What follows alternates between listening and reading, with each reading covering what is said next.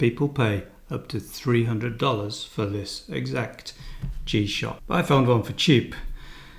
There is a catch. So the strap's kind of broken and there are no replacements left in the world. Well, there are, but none that you can buy for a reasonable price. So today I'm going to fix it with this. So let's get into it. I didn't want any G-Shock. I wanted this one, the G7800, because it does two things that nothing else I can find does. First of all, it has an hourly chime that you can set the hours where it's active. It's no more beep beep every hour during the night. I make it start at 7 AM and finish at 11 PM. Also, the one thing that I missed from my Apple Watch is the ability to have separate countdown timers to choose from. So that was the combo I was after. I needed a smart yet dumb watch, and this, for a dumb digital watch, is as smart as they come. Trouble is, everybody who knows, and these are sought after, and they got rather expensive. So I hunted down the cheapest one that I could find. The one catch is that the strap's a bit broken. The buckle here is broke. It's not an OEM strap. It's been modified to fit. It's kind of ugly, and these come out really easily, and I wouldn't trust a watch of this weight with a crappy strap like this. I did get the OEM strap with it, with no buckle, and another catch. This is completely broke. There ain't no fixing that. Alright, so there is a solution. Trusty NATO strap. Now you're going to need G-Shock adapters for NATO strap. Unfortunately, these do not fit the 7800, which has a rather strange interface with the lugs, which is the reason why I can't get a replacement OEM. But they do make them for watches such as this, which is the 5600, and the adapters fit a whole load of different G-Shocks. So I'm going to need to modify the original ones that I bought to make them fit. I did that with this box cutter. And I just filmed the entire process, except I forgot to hit record. So the cutting has already been done, unfortunately. I can't do it on camera. What you'll find is with the originals, see this kind of ridge shoulder there? This extends all the way along and finishes around about here. That means that if you were to line that up with the original, that line, if you follow it all the way across, comes up higher than the shoulder on the straps here. That means that the hole for the pin that goes into the lugs doesn't fit.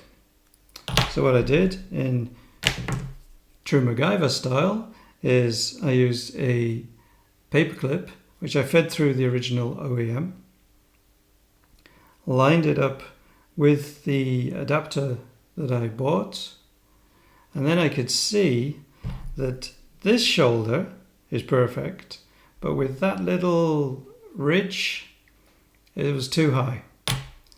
So if you don't have the original OEM and you buy the adapter, then you know that if you cut it to this line, then you should be good. So these are the little bits that I chopped off. It was not a hard job, not particularly dangerous. I just cut it along the edge there, using this outside shoulder as my guide, and then I cut it down like that. This is the very first one I did. It's a bit scruffy. Once I knew what I was doing, the other one came out a lot cleaner. Okay, so now that job's done. Next one is taking off this strap, which is not going to be hard because the pins are broken. Seems to be missing half of that pin. So I'm using this little tool, and it has a little sort of split end that gets around the pin, and opens it up. So, see how flaky this strap was? Didn't even use my pin, it snapped off. So then I take my new things with my pins, and I need to get these lined up. So we already know, because we cut to the shoulder, that fits. And what you've got to do is put your pin in here. So this took me a very long time to actually line up. Maybe because I'm not completely used to doing this kind of work. Let's see, you have to kind of poke it in and then you're wiggling it around. Oh my god, I did that first time. There we go. So then that is really secure. Let's see if we can be so lucky with the other side. Maybe all that minutes of me swearing at it. Thankfully it didn't record, otherwise I would have been banned from YouTube on my first video. That goes in and you kind of get, yeah, there we go. No, that's not good. That's not good. It's popped out to the side. You have to just sort of keep teasing it back in, wiggling it around, and you get a really, there we go. I've done this. I'm getting good at this. There we go. They're both really tight. I don't think I even need to edit that. So there we go. That's as easy as it can be. And we've got the adapters on my 7800. Looking good. Now I'm going to feed the NATO strap through. So there is a problem with this NATO strap. There's like a double NATO strap that goes through. On most watches, lug to lug is not going to be as wide as this. It does actually fit, but the problem is when you put the watch on, tighten it up. In order to fit the watch in between the strap there, the buckle ends up off center, more towards the side of my wrist. It's not livable with.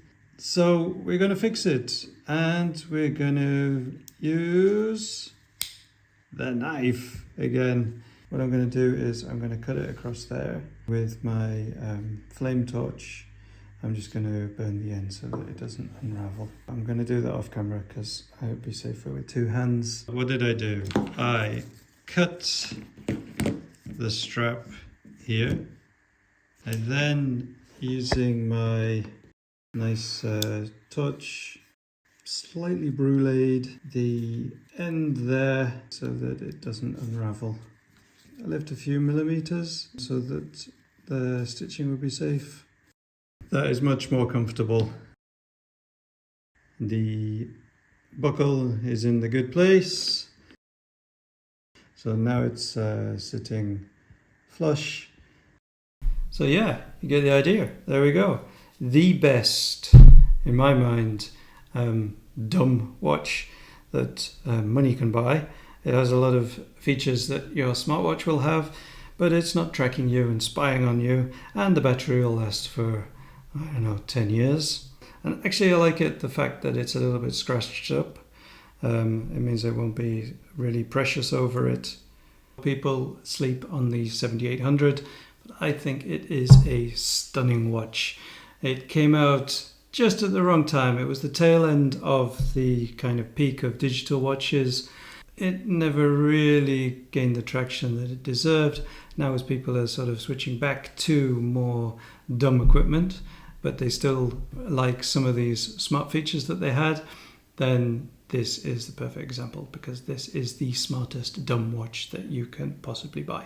It is rock solid with this metal frame here compared to my plastic one, which has taken a fair beating, and I've had it for 10 years and changed the battery once a couple of weeks ago. So looking forward to this lasting the same amount of time. It fits nicely on the wrist. I don't have ginormous hands, don't have a ginormous wrist. It's not too much bigger than the 5600, which I think is a common question that I see. I really like it. I think this is robust and I'm going to really enjoy wearing this.